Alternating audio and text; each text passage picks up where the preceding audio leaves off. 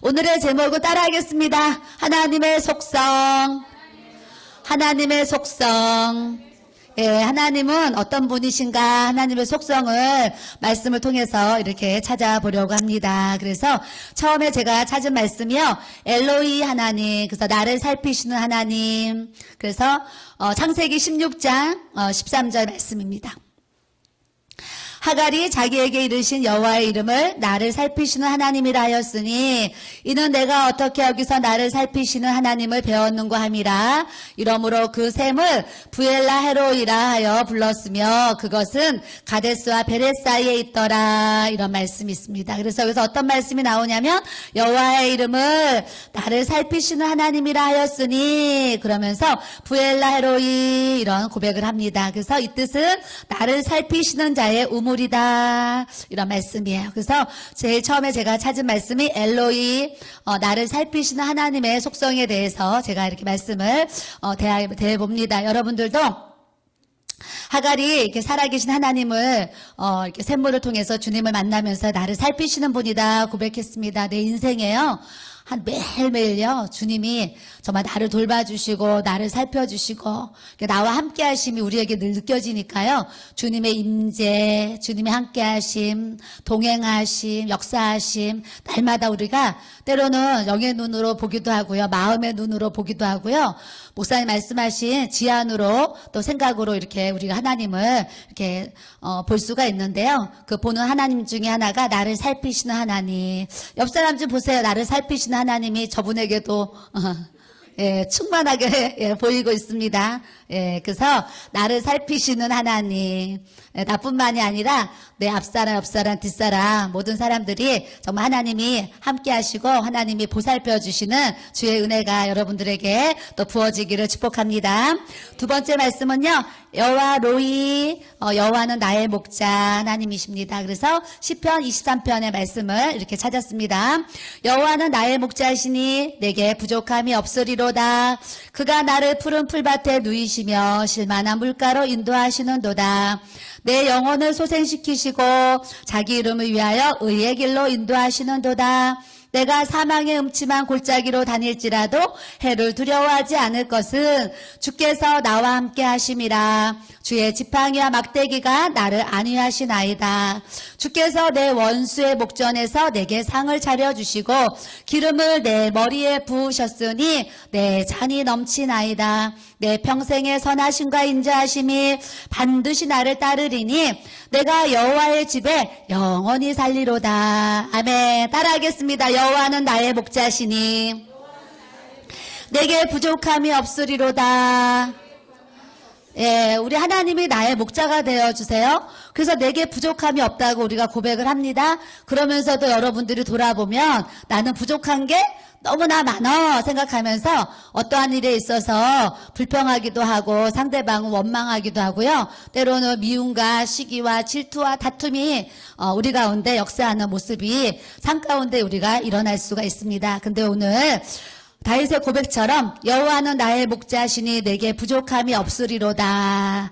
우리가요 일용할 양식을 주셨음에 오늘 하루도 우리가 하나님 아버지 앞에 감사를 드리며 살아야 될 줄로 믿습니다.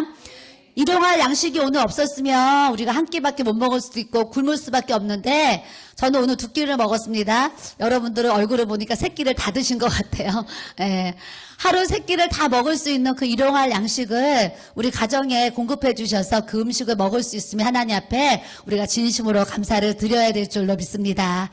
그래서 우리가 감사가 안 되면 저 아프리카, 인도 그 가난하고 어려운 나라들 물이 없어서 우물을 그냥 흙탕물을 떠다가 마시고 그 물도 귀해서 멀리 가서 아주 멀리 가서 양동에다 물을 떠다가 물을 마시는 그들을 우리가 잠시라도 생각해보면 오늘도 나에게 일용할 양식을 공급해 주신 여호와 되신 목자 되신 나의 하나님 앞에 우리가 늘 감사로 살아야 되는 줄 믿습니다.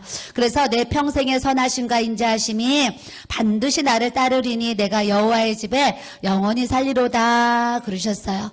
우리가 하나님 앞에 갈 때도 갈 때까지 또 하나님의 집에 살고요. 저 하나님 앞에 가서도 저 영원한 낙원에 하나님 나라의 천국에 살아갈 텐데 이 땅에 살면서도 내 마음이 다 천국이기를 원합니다. 그래서 여러분들이 내 마음이 천국이에요 이렇게 고백할 수 있는 분들이 있고요.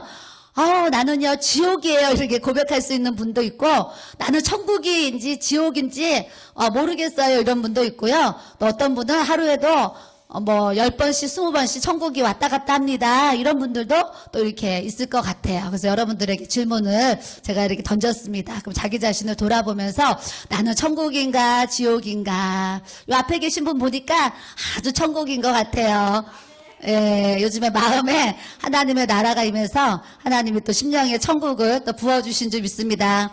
그래서 과거에 내가 지옥이었던 거를 항상 기억하면서 천국을 주신 그 하나님을 늘 생각하면서 항상 기뻐하고 감사하며 하나님 앞에 영광 돌리며, 하나님 이 몸을 주께 어떻게 드리오리까 하면서 내가 이 몸을 주님 앞에 어떻게 바치리까 좀 하나님을 묵상하면서 더 지금보다 더 분발하시고 열심을 내시는 우리 또 집사님들이 돼야 될 줄로 믿습니다. 저는 23살 때요 우리 목사님이랑 데이트를 하는 중에 하루는 꿈을 꿨거든요. 꿈을 꿨는데 그때는 제 믿음이 지금도 작지만 그때는 지극히 아주 1mm 같은 지극히 작은 믿음이었잖아요. 믿음이었는데 하루는 이제 꿈을 꿨습니다. 꿈을 꿨는데 하나님의 음성이 꿈에 크게 들리는 거예요. 그래서 제가 태어나서 처음으로 꿈속에서 하나님의 음성을 이렇게 들었습니다. 그때 제가 받은 말씀이 시편 1편 말씀과 시편 23편 말씀을 저에게 하나님이 나타나셔가지고 음성을 들려주셨어요. 그래서 오늘 말씀처럼 여호와는 나의 목자시니 막 이러시는 거예요. 꿈에.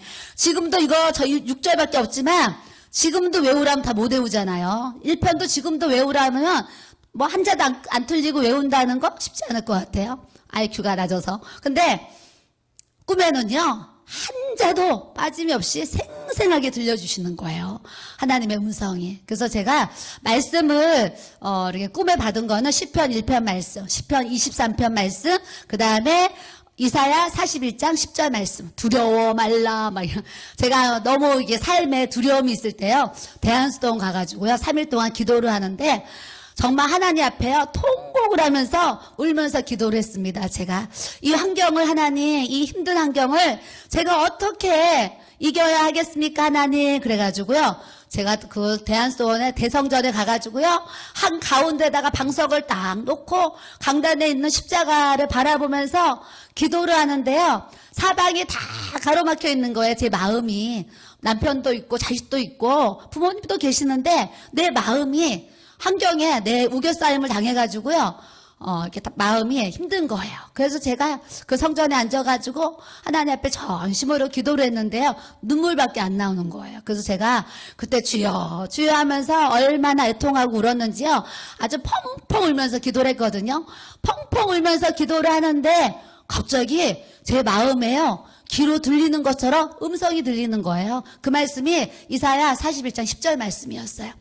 두려워 말라 놀라지 말라 나는 내 하나님이니 내가 너를 굳세게 하리라 하면서 음성을 들려주시는 거예요. 그래서 제가 그 음성을 듣는데 두 번째 놀라운 사건은요 평강이 이쪽에서요 자 밀려 들어와요. 평강이. 그러면서 사방이 다 가로막힌 것 같고 나를 도와줄 사람이 이 세상에 아무도 없는 것 같이 그런 상황이었는데요 하나님의 음성을 딱 듣는데 평강이 쫙 내려오더니 이 위로부터 주시는 하나님의 평강이 나를 사로잡으니까 내 안에 두려움, 염려, 걱정, 근심, 괴로움, 고통 그 시간에 싹 떠나간 줄로 믿습니다. 여러분들도요 여러분 안에 걱정, 근심, 염려, 두려움이 있거든 하나님의 나라가 여러분들에게 부어지고 위로부터 주시는 그 하늘의 평화가 주님이 주시는 참된 평안이 우리 마음에 부어지면 그 어디나 하늘나라인 줄로 믿습니다. 그래서 교회 와도 천국이고 집에 가도 천국이고 직장 가도 천국이고 길을 가도 천국이고 모든 삶에 하나님의 나라가 임하면 그 어디나 하늘나라가 되는 하나님의 축복을 우리에게 주시는 줄 믿습니다. 그래서 그때 제가 들은 말씀 여호와는 나의 목자시니 내게 부족함이 없으리로다 그러시면서 아주 크고 아주 웅장한 그런 목소리로 제가 들었습니다. 그래서 제가 책을 쓸 때 뭐라고 표현했냐면 이 세상에서 가장 목소리가 최고로 좋은 남자 성우가 이 세상에서 가장 좋은 앰프를 가지고 이 마이크 시설을 가지고 여호와는 이렇게 하는 것처럼 그렇게 하나님의 음성을 들었습니다. 제가 이런 고백을 드렸어요. 실제적으로 우리 하나님의 음성이 정말 그렇게 우렁차고 힘차고 강하고 웅대하고 하여튼 위대하신 우리 하나님의 음성을 또 저도 들었습니다. 여러분들도 오늘 주의 말씀을 그렇게 받기를 축복합니다. 세 번째는요, 여호와 삼마. 여호와께서 거기에 함께 계신다 이런 뜻이에요. 말씀이 어디 나오냐면은요, 에스겔 48장 35절에 나옵니다.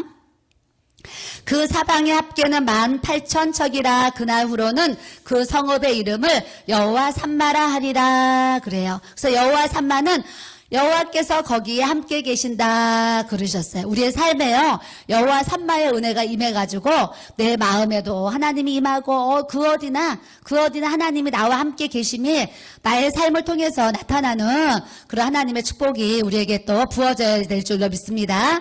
그래서 에스겔은 임마누엘 되시는 하나님의 모습을 상기시킴으로써 포로로 잡혀간 유다 백성들에게 큰 소망과 위로를 주었습니다. 이런 이제 뜻으로 여호와 삼마라는 말씀을 우리에게 또 주십니다. 그래서 저도 지금까지 제 인생을요, 이렇게 52년의 인생을 쫙 돌아보면은요, 다 하나님이 나와 함께 하심이 얼마나 저에게 날마다 느껴지는지 몰라요. 그래서 오늘도 어떤 목사님 전화 와가지고요, 이렇게 통화를 했습니다. 그랬더니 그 목사님이 제 책을 아주 오래전에 읽었는데 이번 주에 다시 이제 읽은 책을 다시 한번 이렇게 읽으셨대요.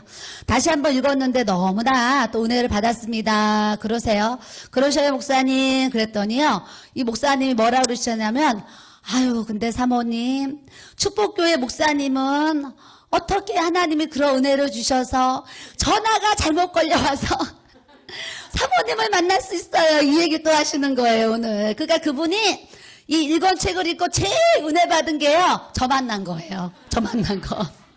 그래가지고 아니 어떻게 전화가 잘못 걸려와서 사모님을 만날 수 있느냐고, 아니 세상에 어떻게 그런 일이 있을 수 있냐고 그러시면서, 아니 축복교회 목사님은 무슨 복이 그렇게 많아가지고 하나님이 그렇게 전화를 통해서 사모님을 만나게 하셨냐고 그러면서 막 계속 막 하시는 거예요. 그래서 제가 이렇게 웃음을 가졌습니다. 하나님이 저와 함께 하시니까요, 전화도 잘못 걸려와서 좋은 신랑 만나도록 하나님이 또 은혜와 축복을 주신 줄 믿습니다.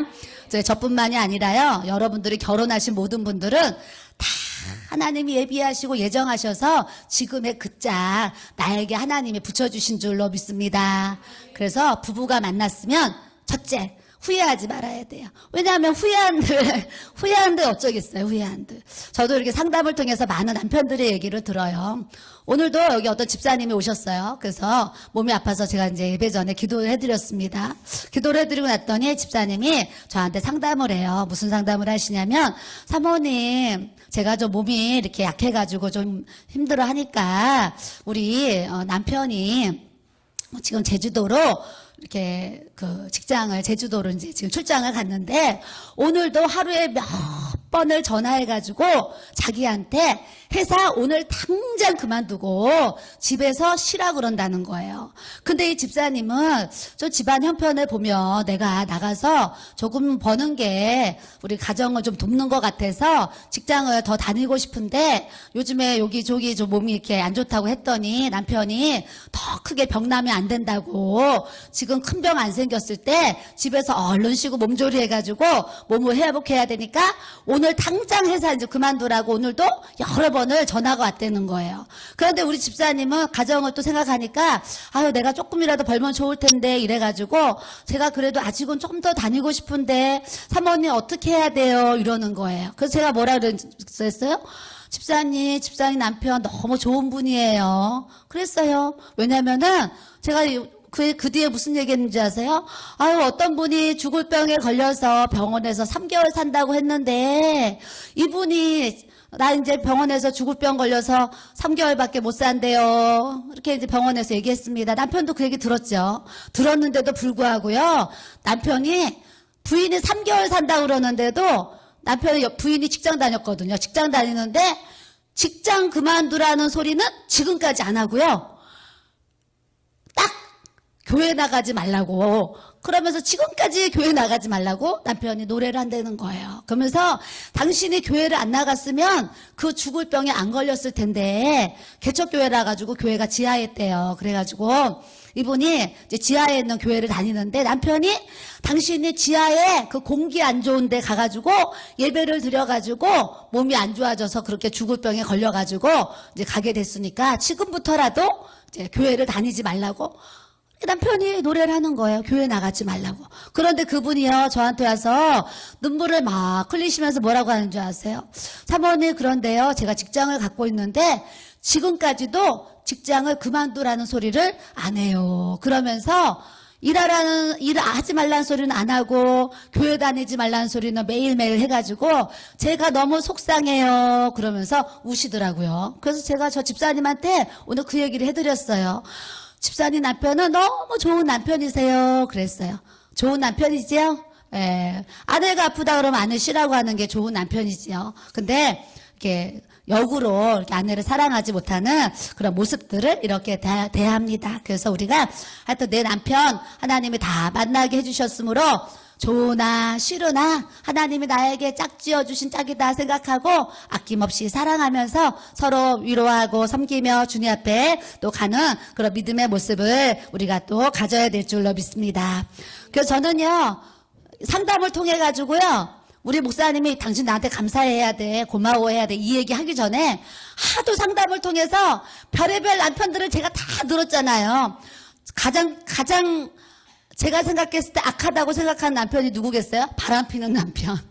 바람피는 남편, 돈도 안 벌어오는 남편, 또 가정에 폭력, 폭언을 행하는 남편, 막 또 이렇게 때리고 막 혈기 내리고 막 소리 지르고 이런 뭐 남편, 무능력한 남편, 뭐 이렇게 여러 남편들을 제가 만났잖아요. 만나니까 만날 때마다 이제 저는 또 돌아서서 아유 우리 남편이 최고지, 너무 감사하지, 고맙지 이러면서 또 산다니까요. 여러분들도 가만히 돌아보세요. 우리 남편이 바람 폈나? 안 폈지요? 감사하잖아요.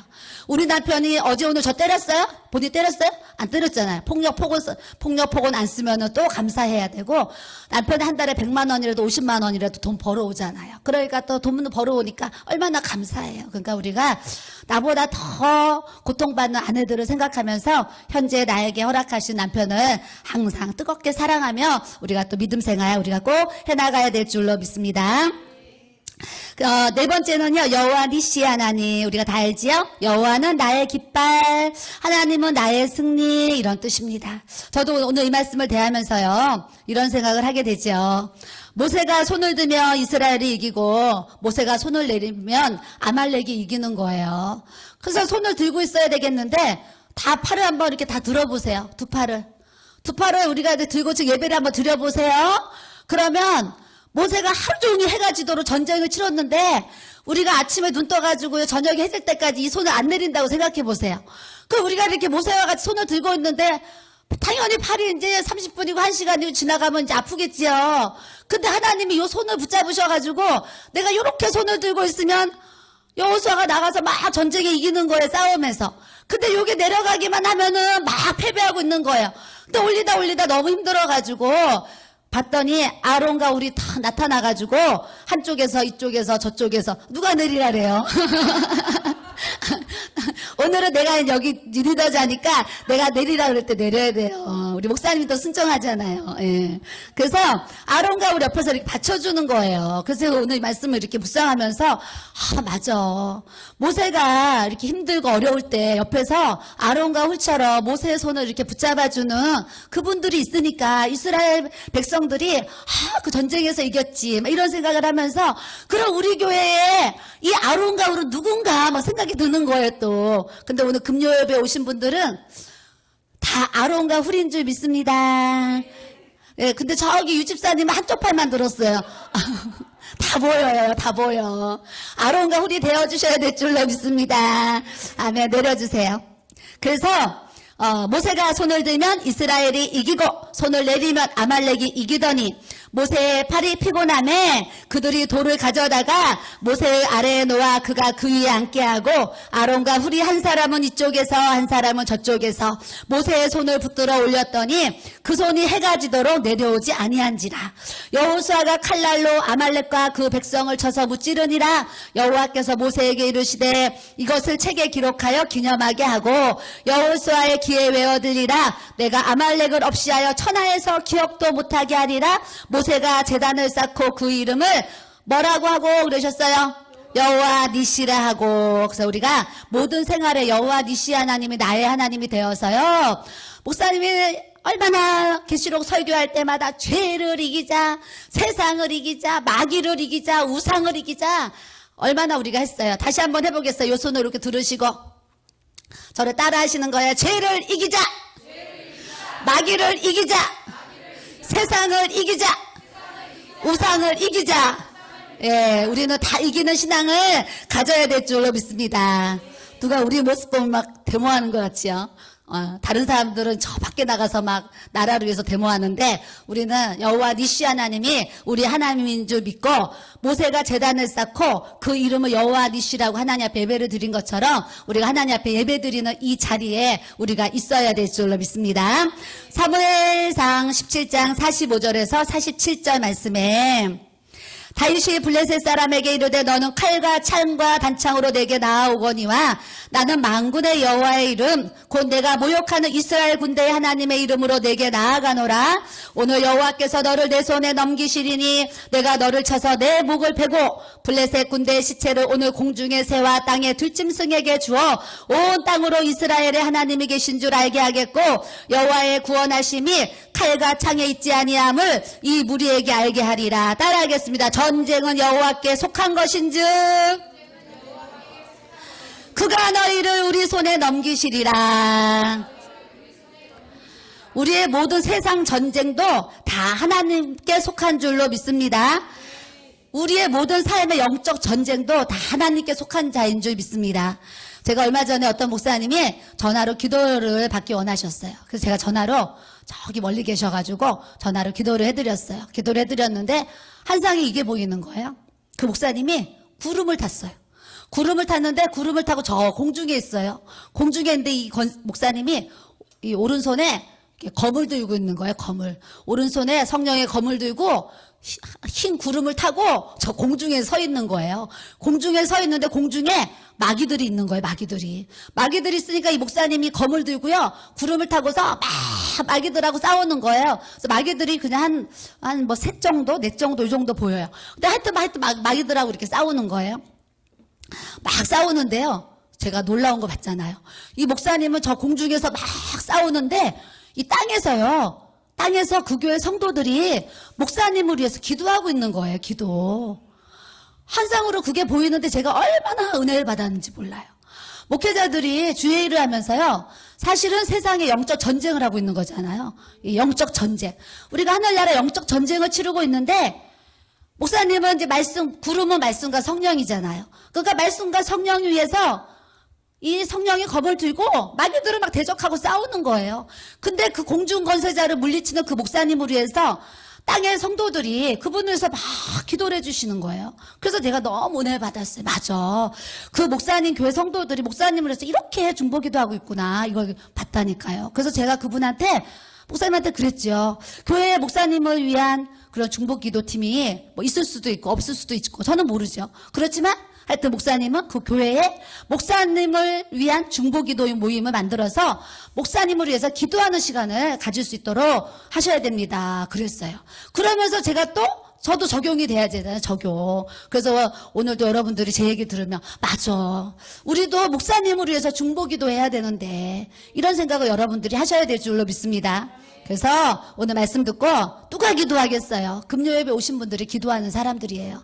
또 주일날 오시는 분들도 직장생활 하느라고 또 교회 못 오시는 분도 있지만 어찌됐거나 직장생활 하면서도 금요예배 오시는 여러분들이 기도하는 하는 자인 줄 믿습니다. 그래서 여러분들이 목사님을 위한 기도, 중보 기도회, 거기다가 플러스 사모님까지 켜주고 그래서 목사님과 사모님을 위한 중보 기도회 뭐 이런 걸 한번 만들어가지고 일주일에 모여서 1시간이라도 목사님과 저를 위해서 기도해 주시면 이 공중 권세자들이 다 그냥 때려 잡아가지고 다 무너지는 역사를 하나님이 우리에게 또 베풀어 주실 줄 믿습니다. 그래서 전쟁은 여호와께 속한 것인즉 그가 너희를 우리 손에 넘기시리라 그러셨어요. 그래서 우리가 모든 여러분들이 세상에 전쟁을 치르는데 그 전쟁을 이기게 하시는 분은 내가 아니고 내 남편이 아니고 누가 아니고 하나님이신 줄 믿습니다. 그래서 여러분들이 치르는 모든 영적 전쟁을 사람과 사람이 육과 육이 부딪히면은요 싸움밖에 안 나요. 육과 육이 부딪히면 싸움밖에 안 나요. 그렇기 때문에 이 육과 육이 부딪히는 이 가운데 있는 이 공중 권세자, 이 사마귀, 사탄마귀 귀신을 우리가 물리쳐야지 이 사단이 다 떠나가도록 하나님이 또 역사해 주시는 줄 믿습니다. 역대하 20장 15절에서 17절.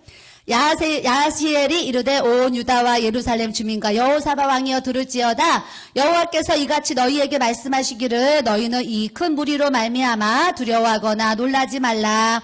이 전쟁은 너희에게 속한 것이 아니요 하나님께 속한 것이니라. 내일 너희는 그들에게로 내려가라. 그들이 시스고개로 올라갈 때에 너희가 골짜기 어기 여루엘들 앞에서 그들을 만나려니와 이 전쟁에는 너희가 싸울 것이 없나니 대열을 이루고 서서 너희와 함께한 여호와가 구원하는 것을 보라. 유다와 예루살렘아 너희는 두려워하지 말며 놀라지 말고 내일 그들을 맞서 나가라. 여호와가 너희와 함께하리라 하셨느니라. 아멘. 너무나 은혜되는 말씀인 줄 믿습니다. 이 전쟁에는 너희가 싸울 것이 없다. 대열만 이루고 서서 너희가 함께 하신 하나님이 너희가 이기게 하는 것을 구원하게 하시는 것을 너희가 눈으로 보기만 해라 그러시는 거예요. 그러니까 여러분들이 삶에 부딪히고 있는 모든 영적 전쟁들, 문제들, 씨름들을 우리가 하나님의 구속에 맡기면 하나님께서 그 모든 문제를 풀어가시고 해결하시는 성령의 역사를 우리에게 베풀어 주시는 줄 믿습니다. 그래서 오늘 여호와 니시 하나님, 나의 하나님. 그래서 우리가 늘 예수 그리스도의 이름으로 이기고 승리하는 주의 은혜를 우리가 공급받아야 될 줄로 믿습니다. 다음은 여호와 라파의 하나님, 치료의 하나님이에요. 치료의 하나님. 제가 지난주 주일날 제가 치유받은 거 그리고 우리 교회에서 몇 가지 이렇게 간증을 제가 이제 오후 예배 때 이렇게 말씀을 드렸어요. 유튜브에 이렇게 영상이 올라가니까요. 어떤 목사님이 그 설교를 이렇게 들으셨대요. 그래서 아유 사모님 그 말씀 듣고 너무 은혜 받았습니다. 막 이런 얘기도 하시는데 제가 어떤 거를 주일날 설교한 거예요. 여호와 라파의 하나님을 제가 이렇게 간증하면서 고백을 한 거예요. 그래서 여호와 라파는 원래 이름이 로프에카라는 이름이에요. 그래서 여호와 로프에카. 그래서 로프에카라는 단어가 줄어서 여호와 라파 이렇게 이제 했습니다. 그래서 여호와 라파는 나 여호와는 너를 치료하는 자다. 이렇게 이제 그런 뜻을 갖고 있는데 말씀은 어디 나오냐면 출애굽기 15장 22절에서 26절, 22절 펴주세요. 예, 24절부터 읽겠습니다. 시작. 백성이 모세에게 원망하여 이르되 우리가 무엇을 마실까 하매 모세가 여호와께 부르짖었더니 여호와께서 그에게 한 나무를 가르치시니 그가 물에 던지니 물이 달게 되었더라. 거기서 여호와께서 그들을 위하여 법도와 율례를 정하시고 그들을 시험하실세 이르시되 너희가 너희 하나님 나 여호와의 말을 들어 순종하고 내가 보기에 의를 행하며 내 계명의 귀를 기울이며 내 모든 규례를 지키면 내가 애굽 사람에게 내린 모든 질병 중 하나도 너희에게 내리지 아니하리니 나는 너희를 치료하는 여호와임이라. 그래서 우리 하나님은 우리를 치료하시는 나의 하나님이신 줄 믿습니다. 그 여러분들이 아픈 곳 있으면 손 얹어 보세요. 자기 아픈 거 허리가 아프면 허리에다가 하여튼 어깨가 아프면 어깨에다가 이렇게 손을 올리세요. 왜냐하면 여호와 라파의 하나님 나의 하나님 우리가 말씀으로 고백했습니다. 그래서 우리가 이 시간 내가 아픈 곳에 손을 얹고 예수의 보혈을 붓고 예수 그리스도의 이름으로 우리가 질병을 대적하고 물리칠 때에 그 고통을 주는 이 사마귀가 다 떠나가도록 하나님의 또 은혜를 주시고 역사해 주실 줄로 믿습니다. 우리 3분만 이 시간 같이 기도하겠습니다. 하나님, 내가 지금 나 아픈 곳에 손을 얹었습니다. 예수님의 보혈로서 허리, 어깨, 하나님 주님께서 주님의 보혈을 부어주셔서 이 고통에서 자유케 하여 주시고 고통에서 벗어나게 하여 주옵소서. 우리 주여 삼창으로 기도합니다. 주여! 주여!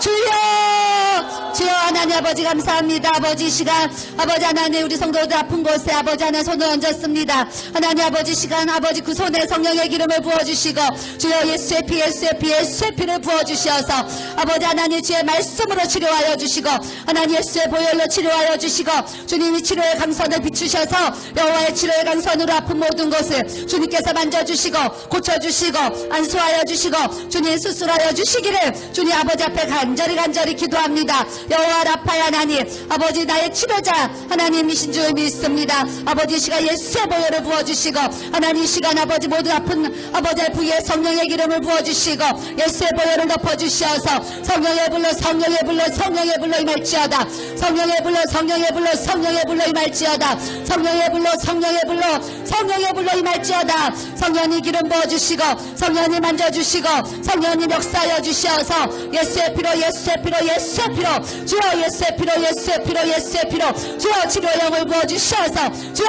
아버지 얼레스커레스 얼레스 아버지 모든 질병의 고통과 통증이 예수의 으로 묶임을 받고 다 떠나갈지어다. 주여 이 시간 믿음으로 손을 얹었습니다. 주여 아버지 얼레스커레스 얼레스 아버지 얼레스커레스 얼레스 얼레스커 얼레스커레스 얼레스 얼레스커 주여 아버지 하나님의 성령이 만져주시고 성령이 기름 부어주시고 성령의 불로 임하시고 역사하여 주셔서 예수의 보혈로 주님 만져주시고 안수하여 주시옵소서. 주님의 손 얹어주시고 성령이 만져주시옵소서. 성령이 만져주시옵소서. 성령이 기름 부어주시옵소서. 성령이 역사하여 주시옵소서. 성령이 치료하여 주시옵소서. 성령이 아버지 안수하여 주시고 고쳐주시고 주여 아버지 하나님 복되게 하여 주시옵소서. 주여 모든 고통과 통증이 예수으로 묶임받고 다 떠나갈지어다. 모든 고통과 통증이 예수으로 묶임받고 다 떠나갈지어다. 아버지 나의 치료자시는 하나님 여호와 라파의 하나님 이 시간 임하시고 고쳐주시고 하나님께서 수술하여 주시고 안수하여 주시고 우리의 다친 마음 상한 마음 눌린 마음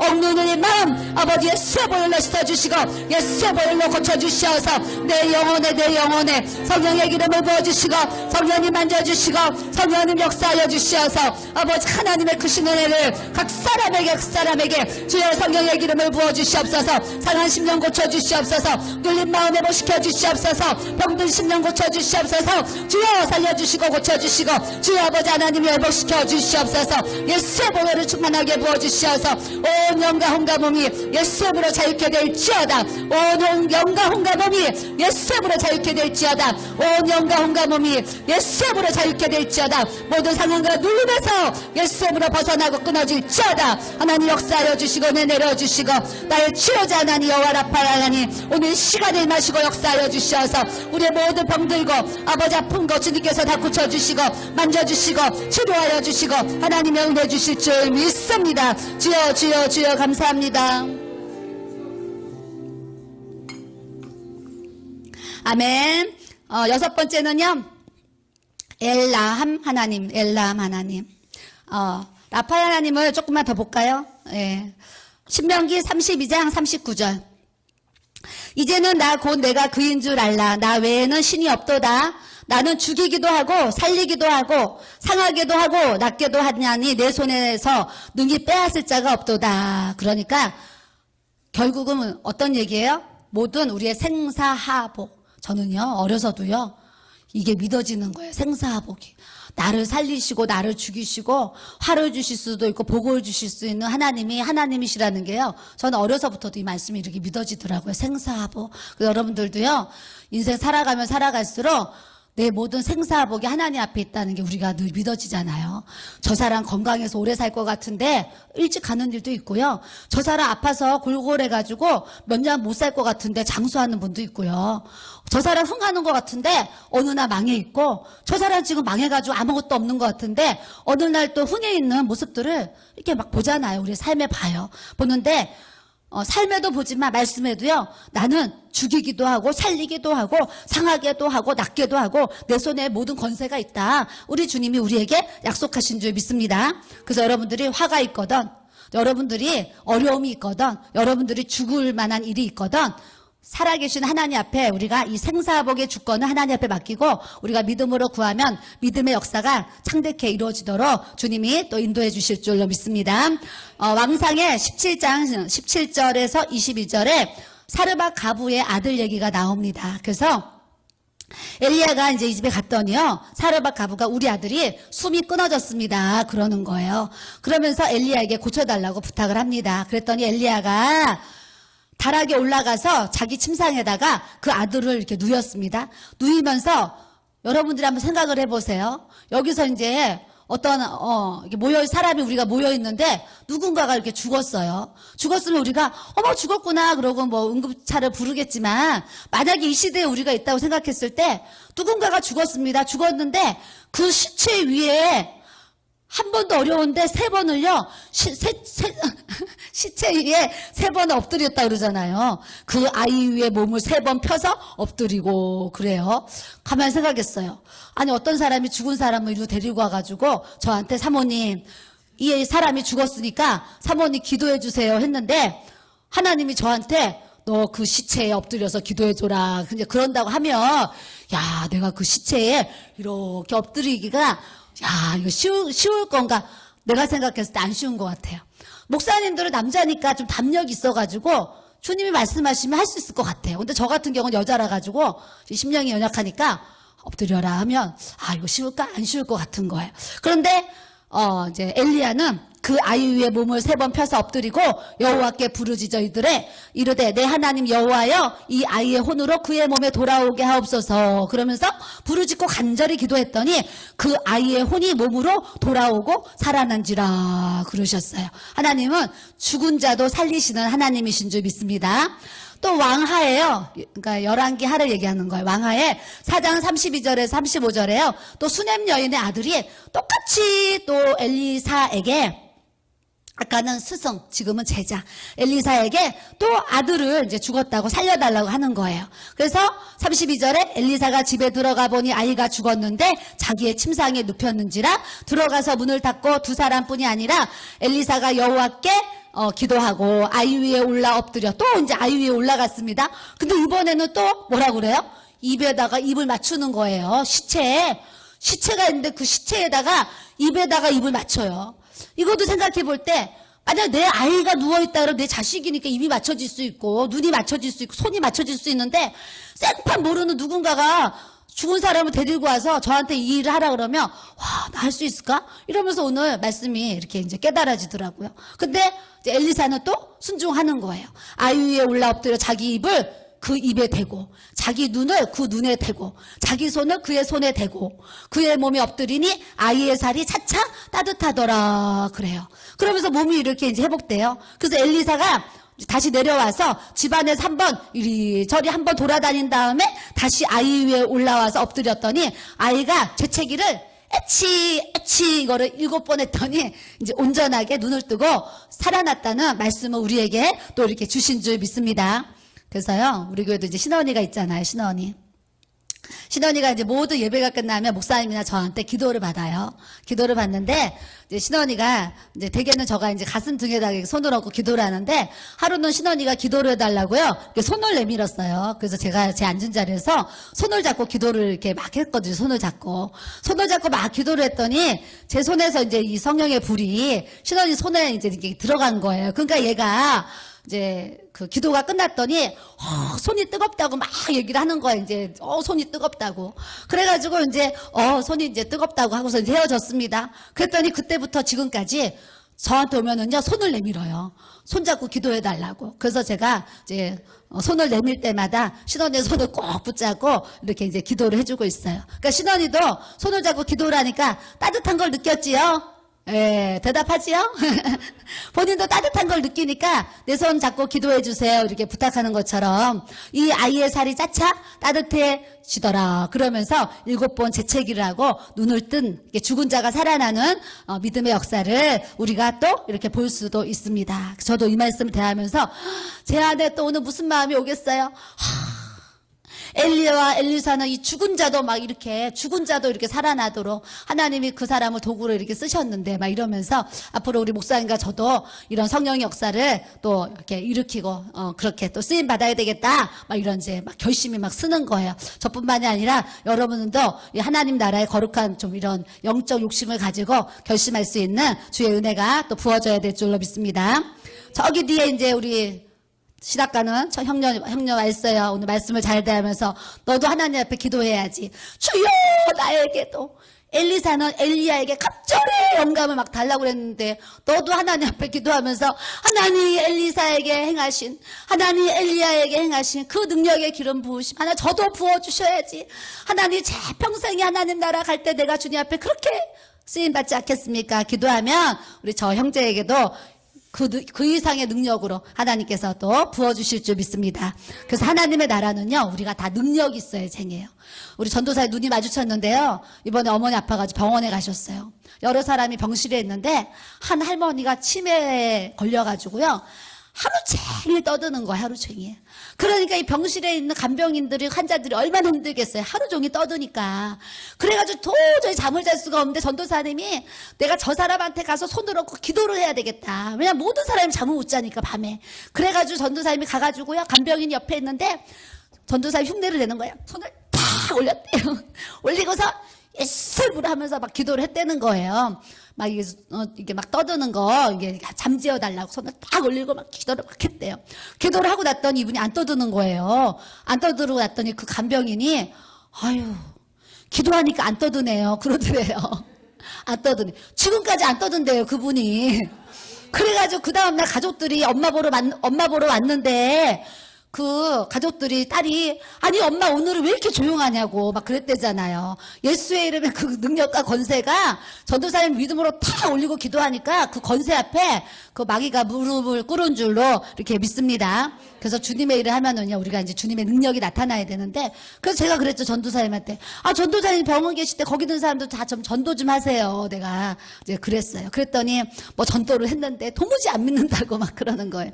도무지 안 믿는다고 하는데 또 도무지 믿을 때까지 우리가 할 수 있는 대로 최선을 다해서 전도 현장에서 또 전도에 또 힘써서, 내가 만나는 사람들이 또 언제 하나님 앞에 갈지 모르니까 항상 구령의 영으로 우리가 죽은 자를 살리는 마음으로 주님의 일을 우리가 또 해나가야 될 줄로 믿습니다. 마가복음 5장 39절에서 41절은 해당 장 야이로의 딸을 살리신 말씀이 나옵니다. 그래서 들어가서 그들에게 이르시되 너희가 어찌하여 떠들면서 우느냐. 이 아이가 죽은 것이 아니라 뭐라고 그러셔요? 잔다 그러시는 거예요. 아, 멋있지요? 잔다. 그들이 비웃더라. 예수께서 그들을 다 내보내신 후에 아이의 부모와 자기와 함께한 자들을 데리시고 아이 있는 곳에 들어가사 그 아이의 손을 잡고 이르시되, 따라하겠습니다. 달리다 굼. 예, 달리다 굼. 소녀야 일어나라, 이 뜻이에요. 소녀야 일어나라. 그래서 예수님이 나 죽은 나사로에게도 나사로야 나와라, 그러니까 나사로가 벌떡 일어나가지고요, 배가 감긴 채로 나와가지고 이제 풀어서 이제 다닌 것처럼 나사로도 예수님이 큰 소리로 그랬어요. 이 말씀을 하시고 큰 소리로 나사로야 나오라 그랬더니 나사로가 벌떡 일어나서 나왔습니다. 나온 것처럼 이 야이로의 딸도요, 예수님이 달리다 굼 그러니까요, 자는 것 같이 죽어있는 그 딸이 벌떡 일어나는 모습을 이렇게 이제 대합니다. 또 말씀이 있어요. 도루가 사도행전 9장 36절에서 40절. 요바에 다비다라는 여제자가 있으니 그 이름을 번역하면 도루가라. 선행과 구제하는 일이 심히 많더니 그때에 병들어 죽음의 시체를 씻어서 달하게 누이니라. 루다가 요바에서 가까운지라 제자들이 베드로가 거기 있음을 듣고 두 사람을 보내어 지체 말고 와달라고 간청하여, 그러면서 베드로를 부릅니다. 그랬더니 40절에 보니까 베드로가 사람을 다 보내고 무릎을 꿇고 기도하고 돌이켜 시체를 향하여 이르되 다비다야 일어나라 하니 그가 눈을 떠 베드로를 보고 일어나 앉는지라. 사람이 이제 죽어 있어요. 근데 이 사람이 도루가가요, 이름이 이제 두 가지로 도루가 이렇게 이제 또 다비다 이렇게 나오는데요, 같은 뜻이에요. 근데 선행과 구제하는 일. 우리가 사람이 죽었는데요. 평상시에 선행을 좋은 일을 많이 하는 사람이에요. 그리고 이제 있는 것에 막 남을 통해서 막 도와주는 사람이에요. 근데 우리가 봤을 때 선행을 많이 행하고 구제를 행하는 사람이 어느 날 이렇게 죽었으면 우리가 생각했을 때도 참 안타까울 거예요. 아, 이 사람 참 좋은 일을 많이 했는데 이렇게 죽었어. 그러면서 참 안타까운 마음을 가질 것 같아요. 그래서 사람들이 너무 안타까우니까 베드로를 데려다가 좀 살려달라고 이제 애원을 한 거죠. 그랬더니 베드로가 사람을 다 내보낸 다음에 무릎을 꿇고 기도를 했습니다. 저는요, 이 다 보낸 사건을 알아요.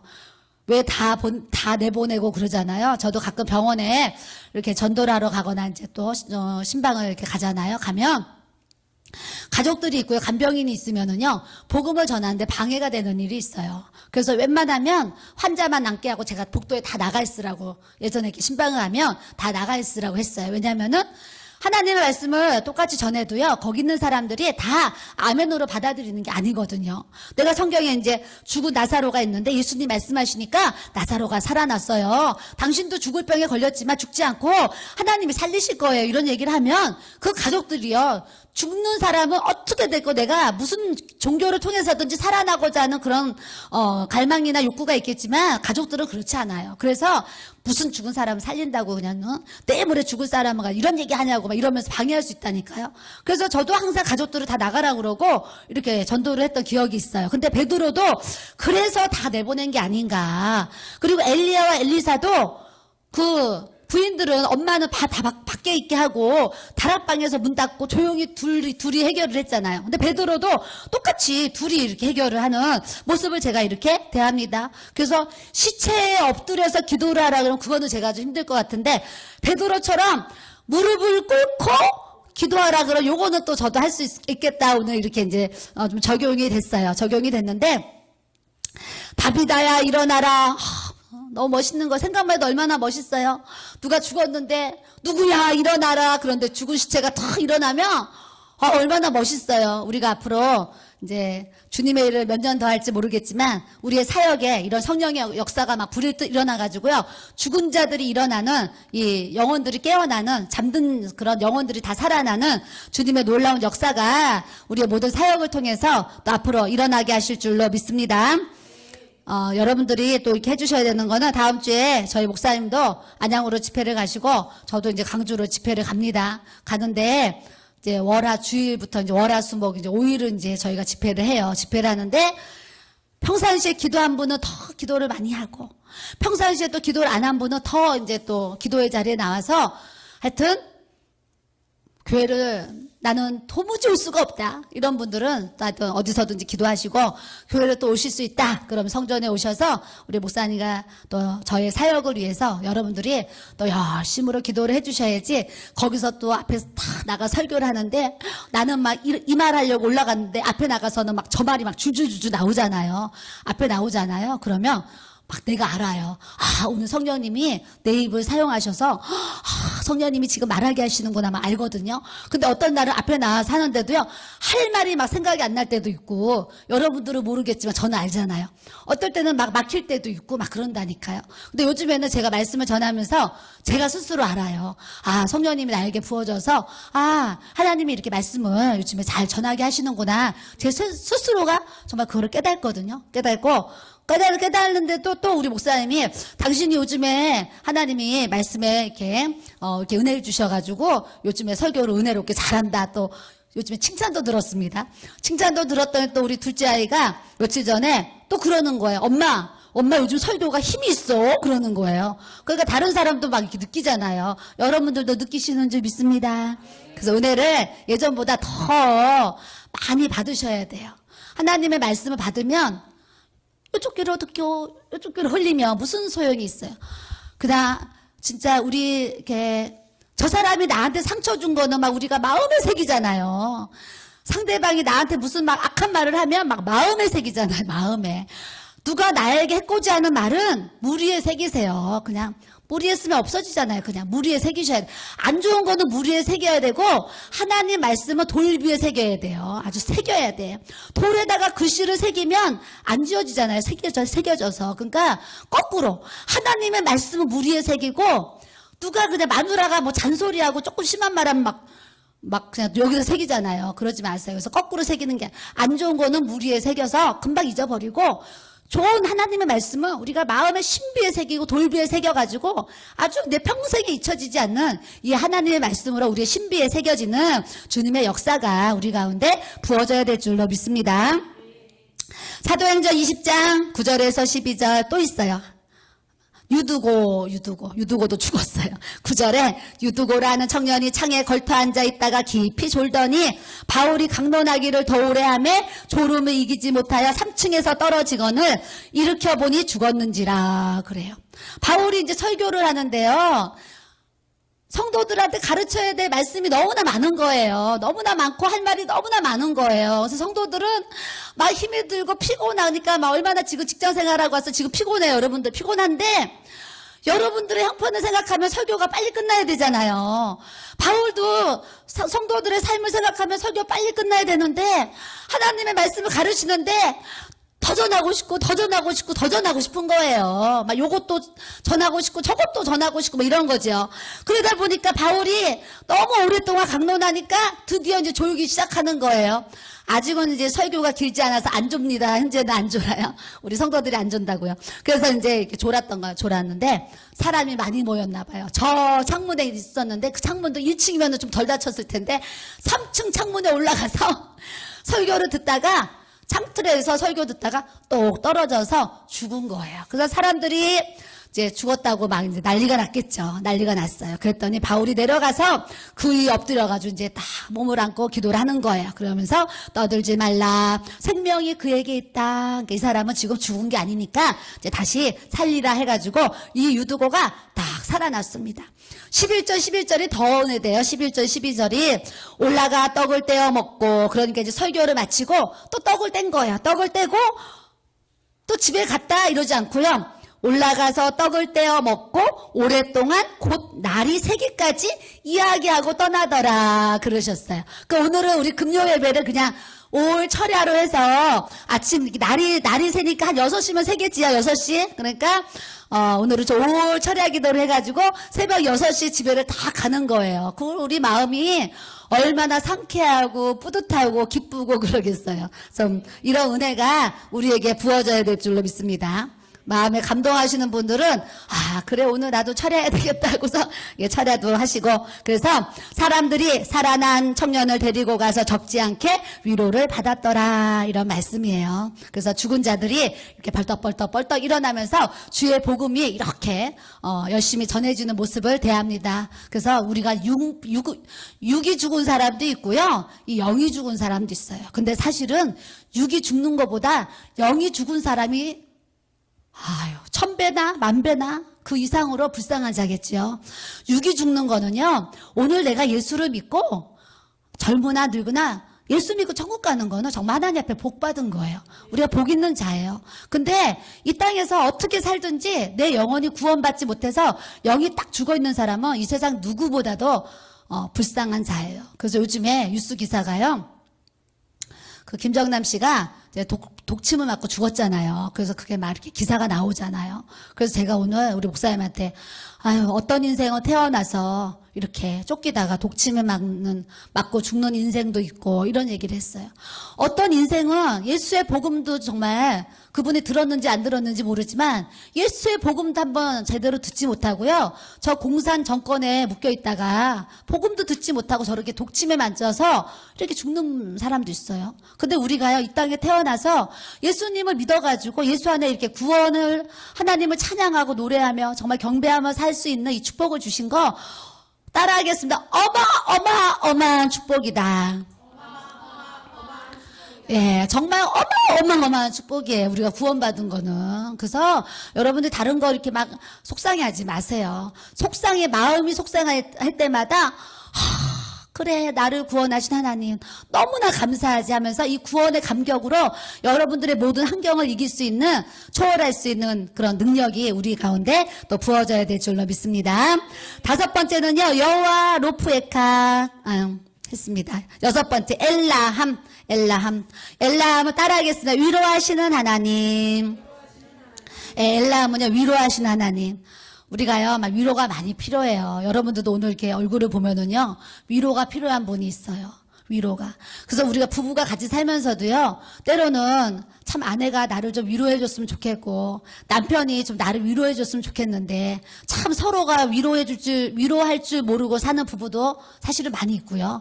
또 부모가 또 자식 입장에서 저 자식이 나 형편지 말고 나를 좀 위로해줬으면 좋겠는데 또 자식이 하나도 또 부모를 헤아리지 못해서 위로하지 못하고 또 부모도 자식을 또 위로해줘야 되는데 위로해주지 못하는 이런 정말 환경에서 사는 사람도 많이 있는 것 같아요. 저도 이 말씀을 대하면서 우리가요, 부부도 서로가 상대방을 위로하면서 이렇게 불쌍히 여기고 때로는 긍휼히 여기고 하나님 아버지의 사랑으로 부부가 이렇게 서로 뜨겁게 사랑하면서 살 수 있는 부부 또 자녀들 이 서로 관계가 잘 이루어질 수 있는 위로의 하나님이 우리의 하나님이 돼야 될 줄로 믿습니다.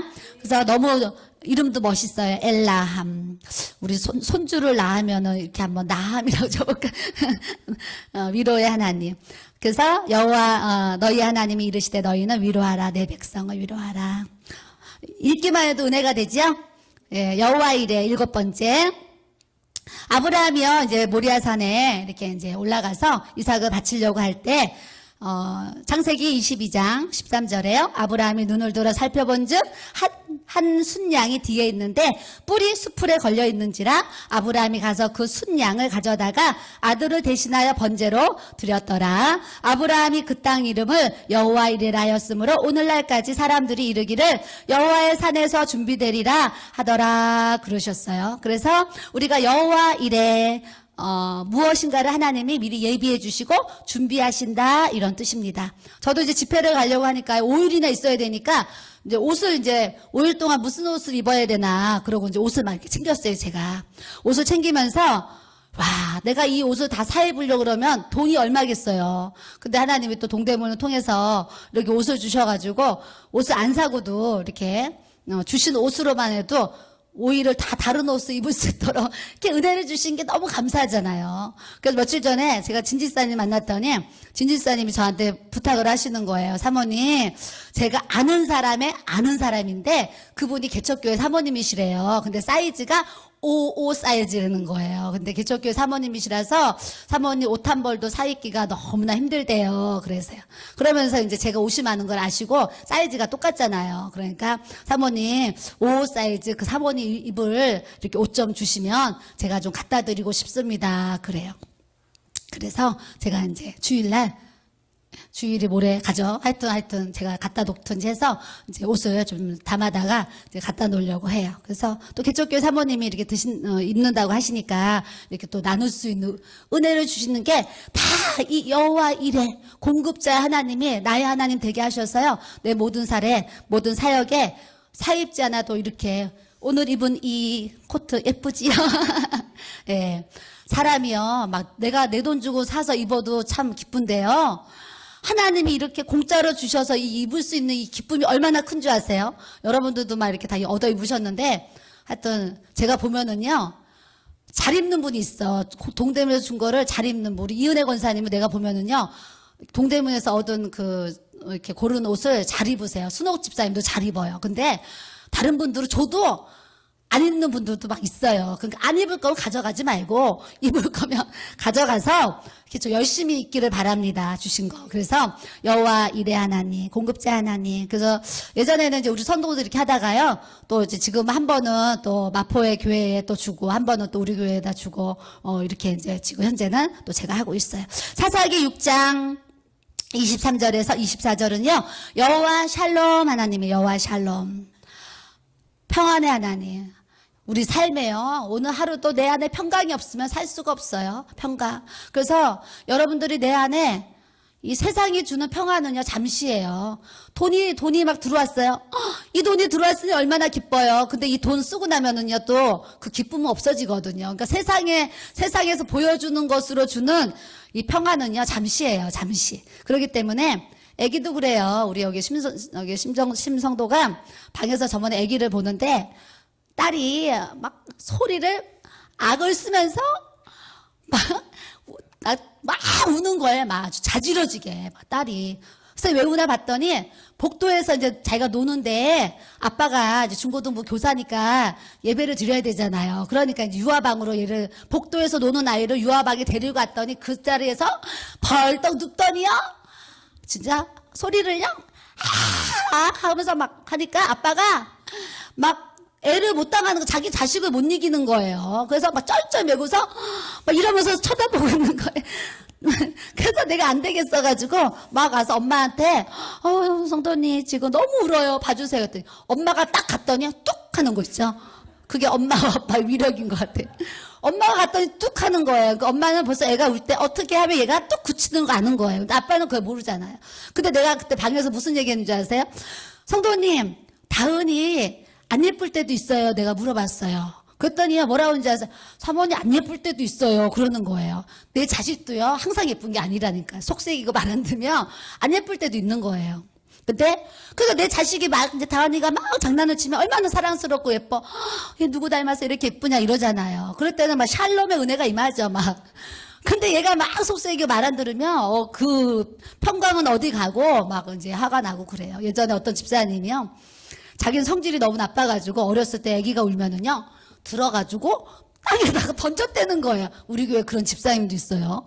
그래서 그 얘기를 막 또 하시는 거예요. 근데 아들이 이제 지금 청년이 됐잖아요. 아들이 청년이 됐는데 하루는 그 얘기를 하시면서 사모님, 제가 우리 아들 누구 키울 때 어려서 애 울면은 이제 제가 막 던지고 아빠 앞에서는 그냥 항상 찍소리도 못하게 이렇게 키운 거예요. 그래서 지금도 교회 오면 그 형제가 아버지 앞에서요 정말 또 조용히 해요. 조용한데 이제 아버지가 애가 이렇게 이제 고등학교 가고 이렇게 하니까 그제서 이제 아버지가 깨달은 거예요. 깨달아가지고 내가 우리 아들 외아들이거든요.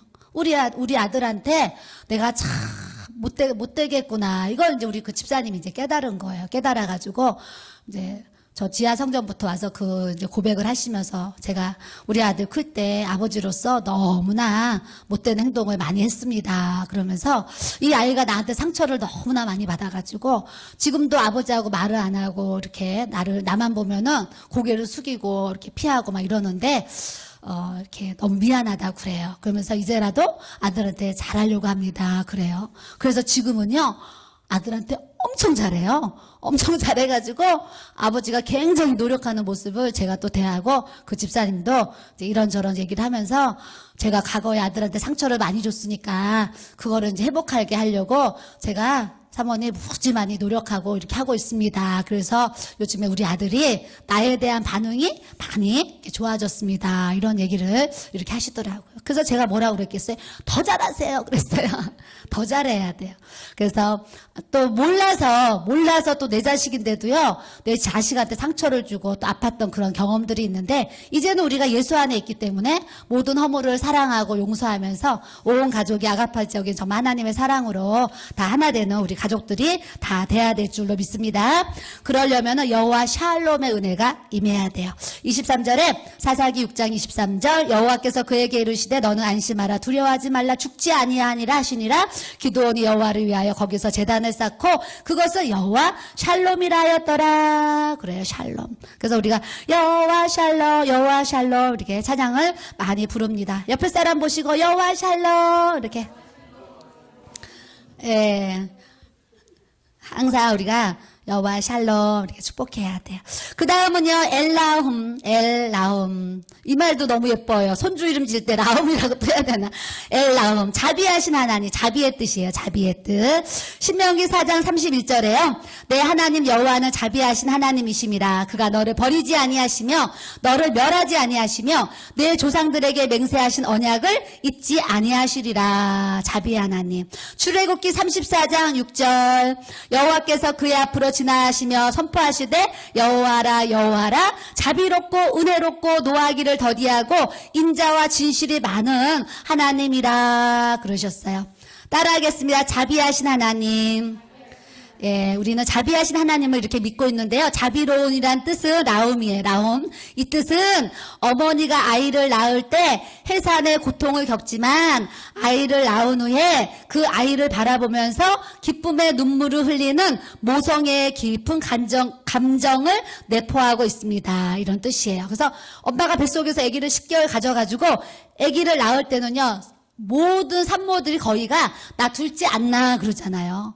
저도요, 짧은 시간, 1시간 반 아프고요, 아기를 낳는데도 불구하고 너무 그 고통이 크니까 그때 당시에 죽었으면 좋겠다 그랬거든요. 근데 우리 옆집 아줌마가 저보다 먼저 아기를 낳는데요, 제가 아기 낳으러 갈 때 우리 그 아줌마가 이러는 거예요. 이제 막 미리 이제 교육을 시켜주는 거예요. 첫애니까. 뭐라 그랬냐면은 병원 가서 아기를 낳을 때 죽었으면 좋겠다 그러면 10분 후에 나온대요, 아기가. 그래서 죽었으면 좋겠다 이 생각이 들어야지 나오는 거니까 그런 줄 알고 세대 가서 아기 낳으라고 그러더라고요. 그래서 진짜 병원에 갔더니 막 아픈 거예요. 아픈데 나보다 또 더 그 불행한 그 여자 아주머니가 있었어요. 이제 그 2인실인데 내 옆자리에 이제 사람이 하나 더 있는데요. 나는 이제 새벽 5시에 가면은 6시 반에 아기를 낳거든요. 1시간 반 아프고 이렇게 아기를 낳는데 옆에 있는 아줌마는 그 전날 온 거예요. 그 전날 와가지고 그렇게 이제 계속 아픈 거예요. 계속 아픈데 이분이 이 고통이 한 10분마다 아픈 거예요. 죽을 것 같이. 계속 10분마다 진통이 오는데 아기가 안 나오는 거예요.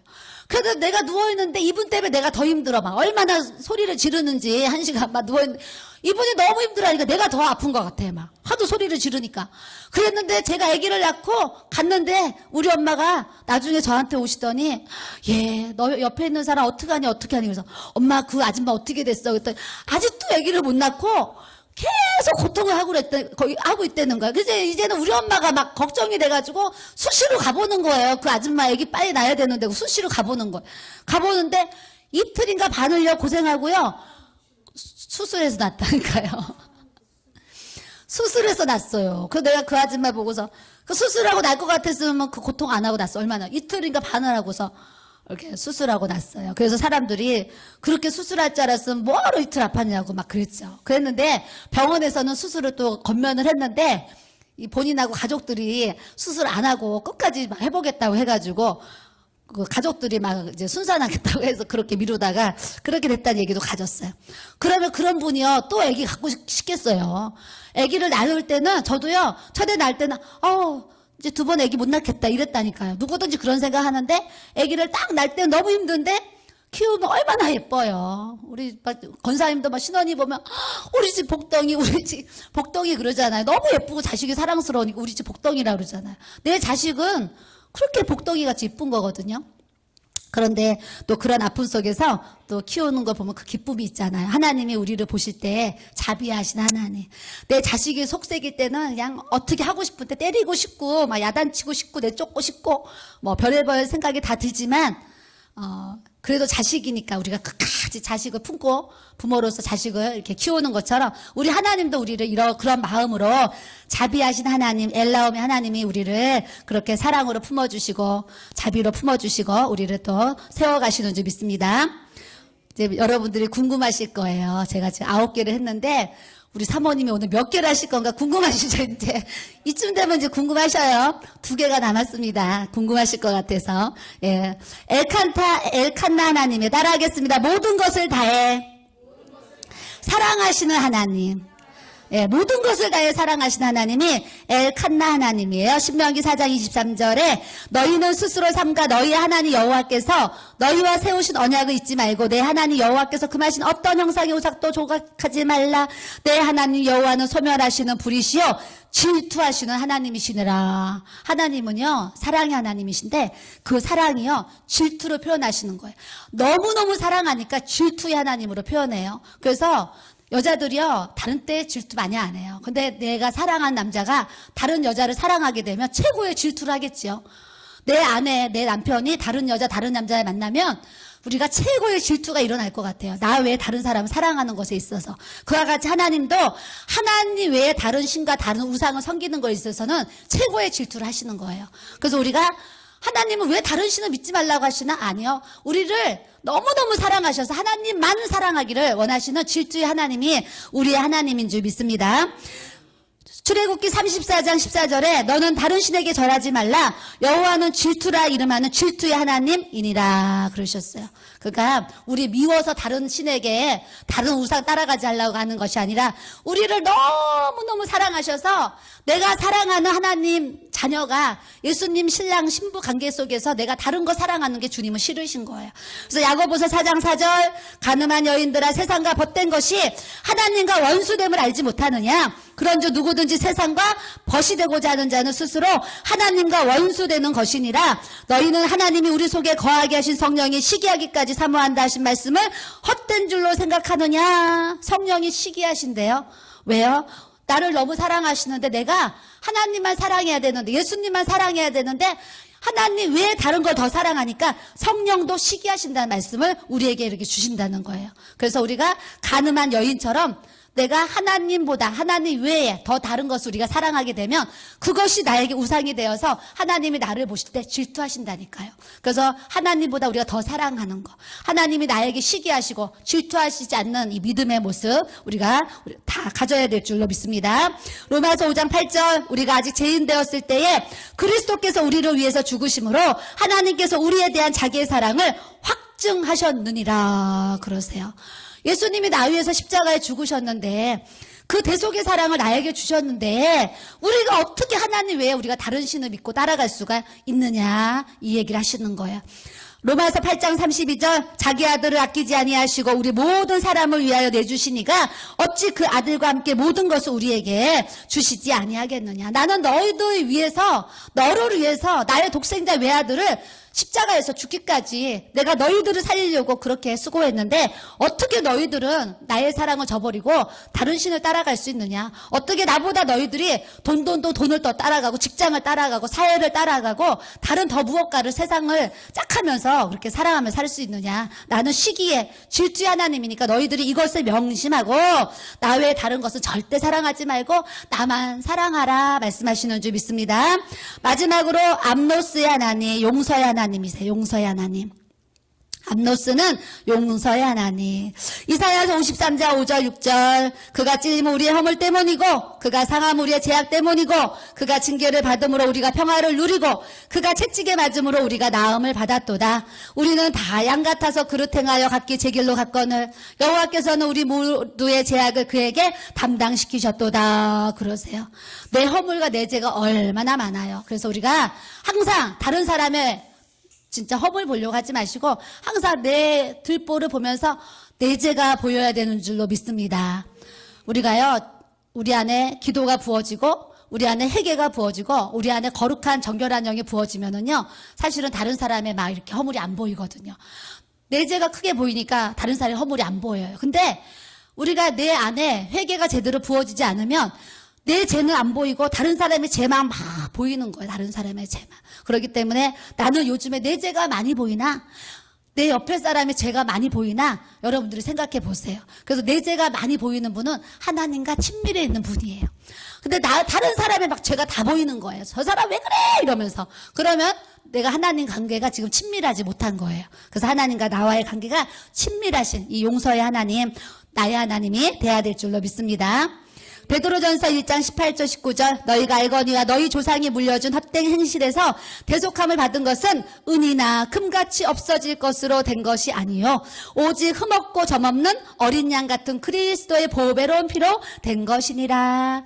우리가 구원을 은으로 사고요 금으로 살 수 있으면은요 저기 대기업 회장님 1등으로 천국 가겠지요. 그러나 주님이 그렇게 말씀하지 아니하시고 은이나 금으로 없어질 것으로 된 것이 아니라 점없고 흠없는 어린 양 예수 그리스도의 흘리신 보혈의 피로 우리가 죄사함을 얻었다고 우리 주님이 약속하신 줄로 믿습니다. 그래서 여기서 암노스는요 어린 양을 뜻하는데 이 어린 양은 속죄와 대속의 제물로서 용서의 뜻이 내포되어 있습니다. 그래서 암노스 용서의 하나님. 여러분들이 오늘 말씀을 통해서 혹여 여러분들이 용서하지 못하는 누군가가 있으면 우리는 주의 말씀을 듣고 행해야 되는데 여러분들 다 용서하는 마음을 가지셔야 돼요. 우리 교회 어떤 집사님이요. 어떤 관계 속에서 용서가 이제 안 됐었어요. 근데 말씀을 듣고 깨달았는지 기도하다 깨달았는지 저는 모르지만 이렇게 서로 용서하자고 서로 이렇게 화해를 한 모습도 제가 이렇게 대하기도 했어요. 우리가요 용서가 안 되는 상대방을 용서하려면은요, 그거 쉽지 않아요.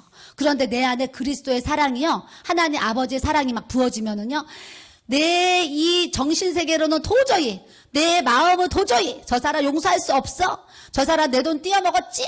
저 사람 옛날에 나한테 막 그렇게 악한 말 했지? 나 피해를 줬지? 막 이런 거 생각하면은요, 분노가 막 이르죠. 어떤 목사님이 저랑 통화하는데 이런 얘기를 하셔요. 사모님, 제가 목회하면서 얼마나 사기를 많이 당했고, 얼마나 속임수도 많이 당했고, 얼마나 많은 사람들한테 제가 배신을 많이 당했고, 이 얘기를 하시더라고요.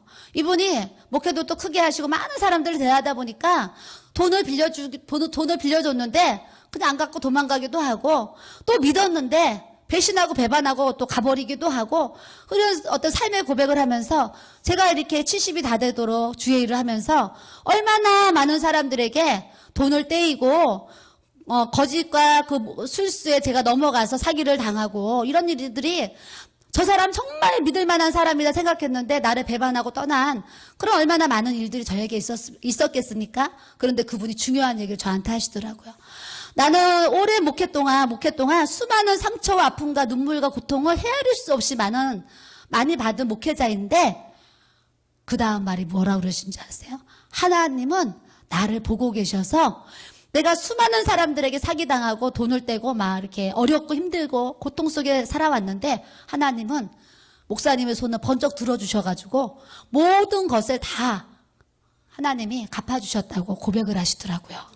그래서 그때는 그 돈 띄인 것 같고, 그때는 저 사람한테 상처를 받아서 내가 너무 고통 속에 있는 것 같은데, 사람들은 몰라도 하나님이 다 보고 계셨잖아요. 왜냐하면 그걸 선으로 했지 악으로 행했겠어요? 돈을 빌려줄 때도 선으로 행한 거, 저 사람을 믿은 것도 선을 행한 거고, 도와준 것도 선을 행했는데 결국에는 하나님이 이분의 손을 들어주셔서 내가 손해본 모든 것보다 헤아릴 수 없는 많은 축복을 저에게 주셨노라고 고백을 하시더라고요. 그러면서 하나님은 저의 손을 들어주셨습니다. 그런 고백을 들었습니다. 그래서 여러분들도요, 여러분들이 믿음의 생활하면서 때로는 저 사람이 나를 배반하고, 저 사람이 나 힘들게 하고, 돈을 떼고, 여러 가지 그런 일들이 우리에게 삶의 다양하게 현실 속에서 일어나는 그런 재앙들이 우리에게 있을지라도, 그 재앙 속에서 바라보시는 하나님은요, 모든 것을 다 악을 선으로 갚아주시는 정말 살아계신 하나님이 모든 것을 보상해 주시고 또 우리의 삶에 책임져 주시는 역사를 우리 주님은 분명하게 베풀어 주실 줄 믿습니다. 마지막으로 한 절 읽고 마치겠습니다. 요한일서 1장 9절. 만일 우리가 우리 죄를 자백하면 그는 미쁘시고 의로우사 우리 죄를 사하시며 우리를 모든 불의에서 깨끗하게 하실 것이요, 그러셨어요. 오늘은 말씀 듣고 하나님 앞에 기도할 때에 먼저 하나님 앞에 우리가 회개 기도를 하시길 바래요.